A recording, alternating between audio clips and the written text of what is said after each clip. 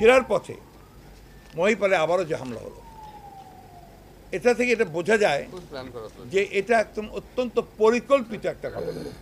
একটি রাতে আগের দিন ওই জায়গাতেই করা হয়েছে, পরের দিনও ওই জায়গাতেই হয়েছে। আমরা বারবার করে প্রশাসনকে, আমরা পুলিশ সবাইকে আমরা দিয়েছি যে এটা ঘটেছে, এটা আপনারা দেখুন। কিন্তু আওয়ামী লীগ কী করলো?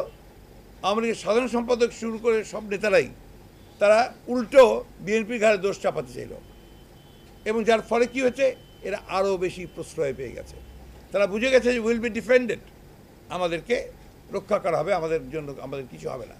যে কারণে তারা পরে ফেরার সময় একইভাবে তারা সেই আক্রমণ করেছে, এবং আপনারা দেখেছেন যে এবং আরও মারাত্মক। তখন আপনার প্রথম দিন ককটেল ছিল না, বোম ছিল না, আগুন ছিল না। পরের দিন তারা ককটেল, বোম এবং আপনার আগুন লাগিয়ে দিয়েছে বাসের মধ্যে। অল অন এ সাডেন যখন আপনার ফেনীর সীমান্ত থেকে, চিত্তরগড় পরে সীমান্ত থেকে আমাদের নেতা কর্মীদের নেতৃত্বে যখন আপনার তাকে আমাদের দেশনেত্রীকে বরণ করে এসকর্ট করে যখন তারা নিয়ে আসছিল এবং সাথে এই কনভয়কে নিয়ে আসছিল, তখনই আপনার অল অন এ সাডেন এই আক্রমণটা আবার এই পেছন থেকেই করা হয়েছে।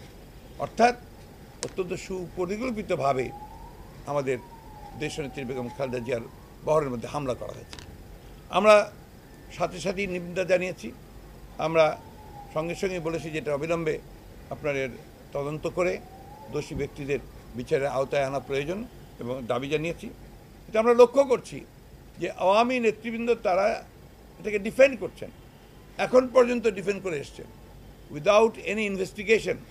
ছবি এসছে পত্রপত্রিকাগুলোতে, তাদের বায়োডাটা দিয়ে দেওয়া হয়েছে, কিন্তু এখন পর্যন্ত তাদের একজনকেও গ্রেপ্তার করা হয়নি।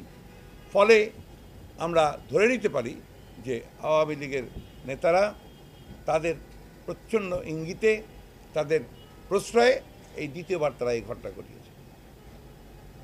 একজন সাবেক প্রধানমন্ত্রী, বাংলাদেশের সবচেয়ে জনপ্রিয় নেতা, আপনারা সেটা লক্ষ্য করেছেন যে তার যাত্রা পথে লক্ষ লক্ষ মানুষ নিজেরাই ঘর থেকে বেরিয়ে এসে, নারী পুরুষ শিশু সবাই।